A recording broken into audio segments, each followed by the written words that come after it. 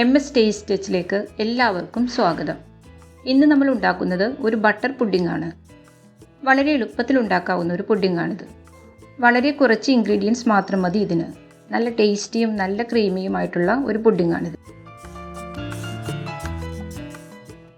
ഇതിനു വേണ്ടി ഞാൻ 7 ഗ്രാം ചൈന ഗ്രാസ് എടുത്തിട്ടുണ്ട്. ഇതൊരു 10 മിനിറ്റ് നമുക്ക് വെള്ളത്തിൽ കുതിർത്തി വെക്കണം. ഇതിലേക്ക് 1/2 കപ്പ് വെള്ളമൊഴിച്ച് കുതിരാനായി വെക്കാം.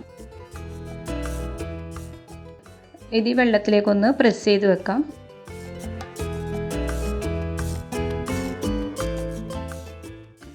ഇനി 2 ടേബിൾ സ്പൂൺ കസ്റ്റാർഡ് പൗഡർ ഒരു ബൗളിലേക്ക് ഇട്ട് കൊടുക്കാം. ഞാൻ ഈ പുഡിങ്ങിനായി 1/2 ലിറ്റർ പാലാണ് എടുക്കുന്നത്. ഇതിൽ നിന്നും 1/4 കപ്പ് പാലൊഴിച്ച് കട്ടയൊന്നുമില്ലാതെ നന്നായിട്ട് മിക്സ് ചെയ്തെടുക്കാം.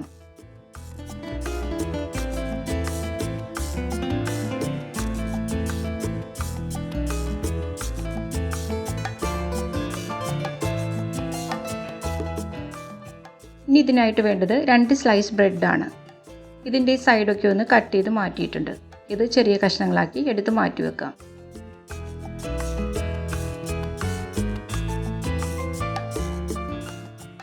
ഇനി പാനിലേക്ക് ബാക്കി പാലൊഴിച്ച് കൊടുക്കാം.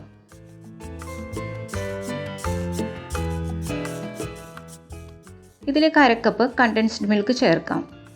മധുരത്തിനായി ഞാൻ വേറൊന്നും ഇതിലേക്ക് ചേർക്കുന്നില്ല.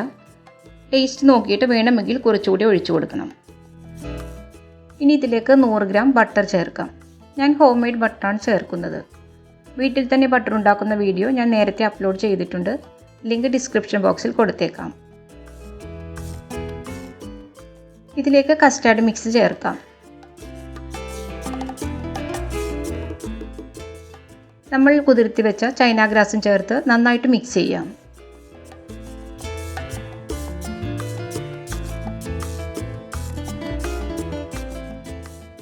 കൈവിടാതെ തന്നെ ഇളക്കി കൊടുക്കണം. മീഡിയം ഫ്ലെയിമിൽ വെച്ച് ഇളക്കി കൊടുത്താൽ മതി. അടിയിൽ പിടിക്കാതെ നോക്കണം. ബട്ടറൊക്കെ മെൽറ്റായി പാലൊന്ന് തിളച്ച് വരണം. ബട്ടറും ചൈന ഗ്രാസും ഒക്കെ മെൽറ്റായിട്ടുണ്ട്. കസ്റ്റാർഡ് പൗഡറിൻ്റെ പച്ച ടേസ്റ്റൊക്കെ മാറി വന്നിട്ടുണ്ട്. ഇപ്പോൾ ഇത് തിളച്ച് തുടങ്ങിയിട്ടുണ്ട്. ഇനി നമുക്കിതിലേക്ക് ബ്രെഡ് ചേർക്കാം. നന്നായിട്ട് ഇളക്കി കൊടുക്കണം. 2 മിനിറ്റോളം ഇത് ഇളക്കി കൊടുക്കണം.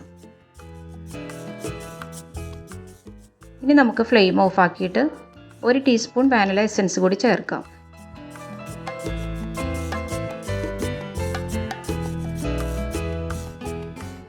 ഇനി ഇത് നന്നായിട്ട് ചൂടാറി വരണം.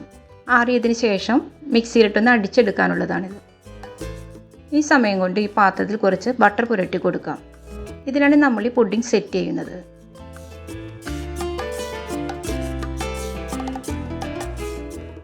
ഇപ്പോൾ ഇതിൻ്റെ ചൂടാറിയിട്ടുണ്ട്. നമുക്കിത് മിക്സിയിലിട്ട് നന്നായിട്ട് അടിച്ചെടുക്കാം.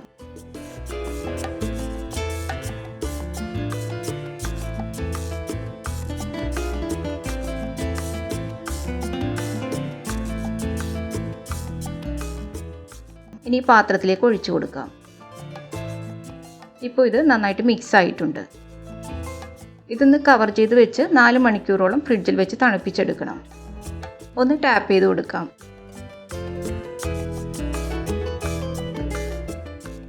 ഇപ്പോൾ 4 മണിക്കൂറോളമായി നമ്മുടെ പുഡിംഗ് നന്നായി സെറ്റ് ആയിട്ടുണ്ട്. ഇപ്പോൾ ഇത് നന്നായി തണുത്തിട്ടുണ്ട്. ഇത് തണുപ്പിച്ച് കഴിക്കുന്നതാണ് കൂടുതൽ ടേസ്റ്റ്. ഇനി നമുക്കിതിൻ്റെ മുകളിലേക്ക് കുറച്ച് കാഷ്യൂ നട്ട്സും ബദാം അരിഞ്ഞതും ഇട്ടുകൊടുത്ത് ഒന്ന് ഗാർണിഷ് ചെയ്യാം. ഇനി ഇഷ്ടമുള്ള ഷേപ്പിൽ നമുക്കിത് കട്ട് ചെയ്തെടുക്കാം. കാണുമ്പോൾ തന്നെ അറിയാം നല്ല ക്രീമി ആയിട്ടുള്ള ഒരു പുഡിംഗ് ആണിത്. കഴിക്കാനും നല്ല ടേസ്റ്റാണ്.